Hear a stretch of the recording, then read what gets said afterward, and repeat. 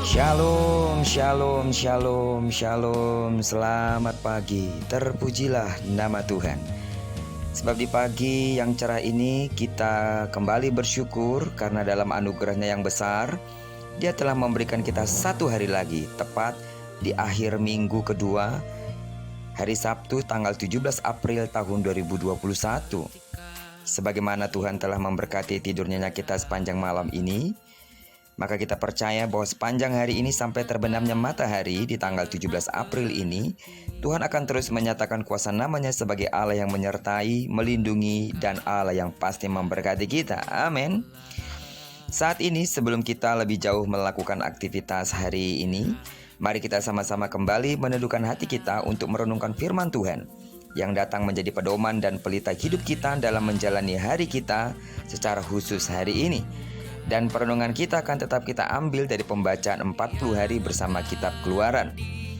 Hari ini kita telah memasuki hari yang ke-26 dan itu artinya kita akan membaca kitab Keluaran pasalnya yang ke-26 ayat pertama sampai dengan ayat yang ke-37. Saya yakin saudara terus setia dalam mengikuti pembacaan Alkitab satu hari satu pasal ini, sehingga saudara dan seluruh sidang jemaat Tuhan semakin memahami dan mengenal Allah dengan benar secara khusus dalam pasal yang ke-26 ini.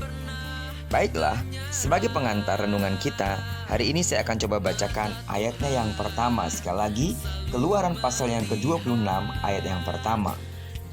Mengenai kemah suci.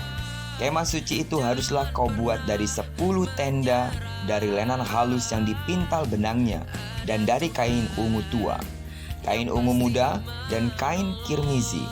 Dengan ada kerupnya, buatan ahli tenun, haruslah kau buat semuanya itu. Maafkan saya jika mungkin kata-kata saya ini kurang cocok di hati saudara, bahwa saya kurang yakin kalau Anda membaca seluruh ayat bacaan dalam pasal ini dengan perlahan dan penuh penghayatan. Coba saudara simak isinya, yang berisi peraturan dan syarat-syarat mengenai kemah suci. Menjemukan, bukan? Itulah mungkin komentar hati kecil sebagian dari kita. Namun, tahukah saudara bahwa dari pasal ini kita menangkap pengertian kalau Allah kita itu tidak pernah gegabah dalam membuat rencana-rencana, apalagi ini menyangkut keselamatan manusia. Sebab kemah suci merupakan maket dari rencana yang sebenarnya, yaitu keselamatan melalui Yesus Kristus. Allah kita adalah perencana yang hebat. Dia tidak pernah gegabah merancangkan sesuatu, sebab apa yang dilakukannya pasti digenapi. Ini yang dikatakannya juga dalam Mazmur pasal yang ke-33 ayat yang ke-11. Tetapi rencana Tuhan tetap selama-lamanya, rancangan hatinya turun-temurun. Bila kita menyadari bahwa Allah itu perencana yang hebat, maka kita juga harus tahu bahwa Dia juga mempunyai rencana yang hebat atas hidup Anda. Ini yang dikatakannya juga di dalam Yeremia pasal yang ke-29 ayat ke-11. Sebab aku ini mengetahui rancangan-rancangan apa yang ada padaku mengenai kamu. Demikianlah firman Tuhan, yaitu rancangan damai sejahtera dan bukan rancangan kecelakaan, untuk memberikan kepadamu hari depan yang penuh harapan. Karena itu, saudara yang kekasih, seluruh sidang jemaat Tuhan, mari jauhkanlah pikiran bahwa Dia adalah Allah yang tidak peduli dengan Anda. Banyak orang Kristen, dan doa saya bukan Anda, bahwa mereka mengira kalau semua musibah yang menimpa mereka merupakan hasil dari pemberian Tuhan.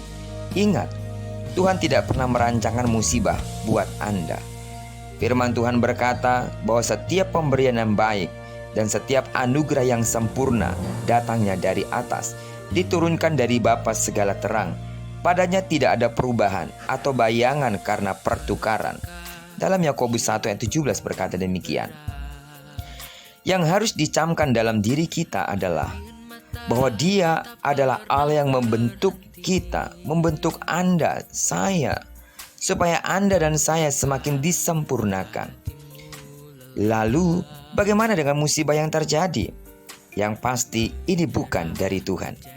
Namun kadangkala Dia izinkan semuanya itu, sebab kita tahu bahwa ada pencobaan yang datang tanpa kita ketahui sebabnya.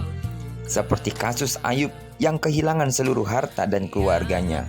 Namun itu semuanya diizinkan Allah untuk melihat kesetiaan, keagungan cinta dari Ayub kepada Allah.